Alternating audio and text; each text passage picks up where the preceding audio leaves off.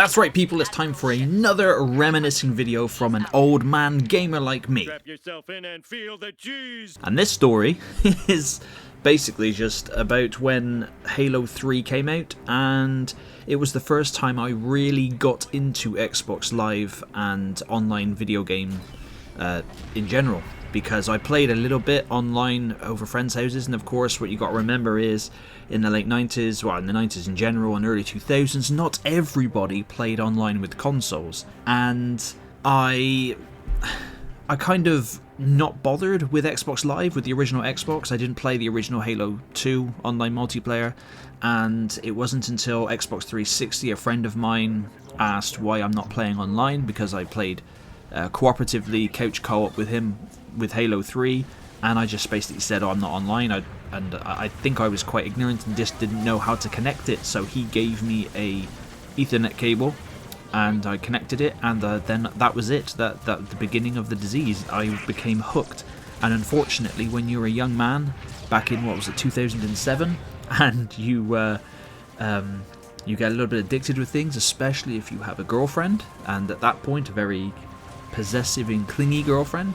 I'm talking about a girl that used to, every time I'd say to a friend, oh yeah, I'd really like to get that game. I remember with Assassin's Creed, the first one for example, I said, oh, I'd love to get that game and I'm going to get it at some point when I get paid, and she'd be like, no you're not.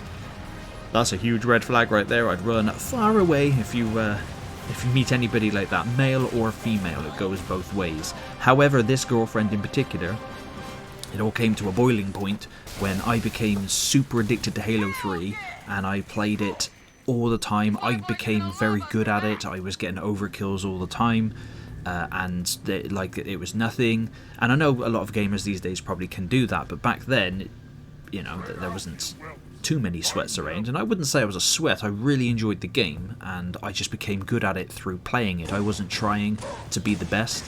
And the great thing about the early days of Xbox 360 Online was that you could meet complete strangers and become friends with them.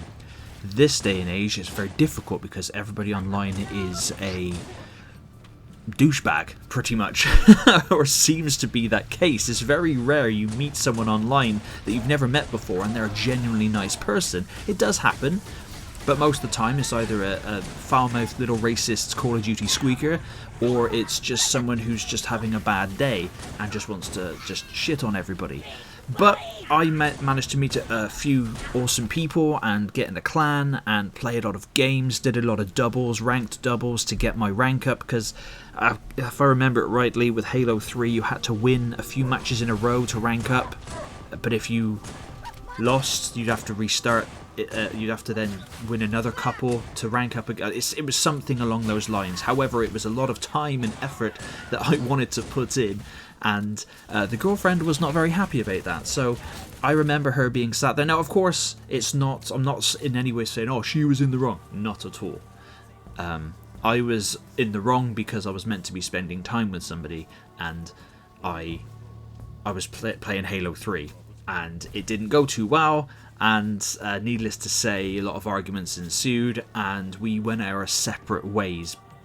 But initially you could say that I chose the video games, because that's what I do and that's what I am. And if I've been with my other half now for over 10 years, we have 2 children, and we're very happy and we both do our own thing. And any advice I can give to young people, especially when it comes to video games, is to avoid situations where the girlfriend I had made me choose between Halo 3 and her. Is don't do that. You need to have your own hobbies, your own interests. You cannot live in each other's pockets all the time, because it will come to a point. I mean, everybody's all loved up when they're young and they first start, of course you are, but it comes to a point where you need to be able to do things on your own.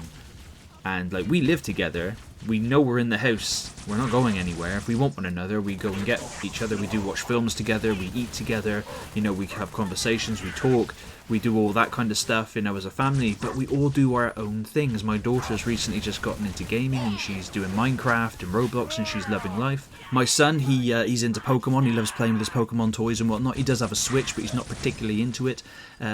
like we are as of yet, but hopefully he will do. However, I'm not going to pressure him.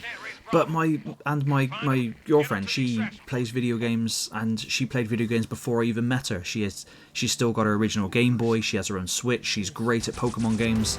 She's really good at. She loves puzzle games, Tetris games. She does play a lot of Dragon Quest builders too. She plays a lot of that, and she's pretty good at that. She is absolutely caned Stardew Valley, and she is great at that. My Time at Portia. So she does her own thing, and it's great because when you don't have somebody consistently on your back, you can play whatever you want to play, and you will be happier for it. Of course, you must always make time for loved ones. Of course, you should.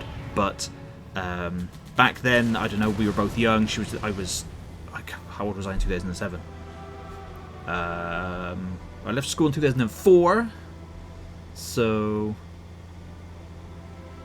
yeah, I was still young. I was in my late teens, and she was a year or so younger than me, and yeah. So I mean, neither of us were particularly innocent in that scenario, but Halo 3 for me was a big issue. I was supremely addicted to it, and I don't regret it. I had a great time online, and I loved those days. It was fantastic and whatnot. But yes, I did lose a girlfriend playing Halo 3 because that's how nerdy I am. But let me know in the comments down below if you've got any gaming stories or anything that happened to you with video games or relationships or friendships you made online that you just don't have anymore.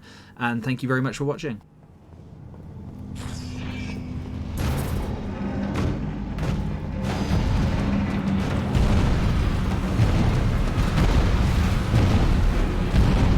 Heads up, Marines. You got trouble.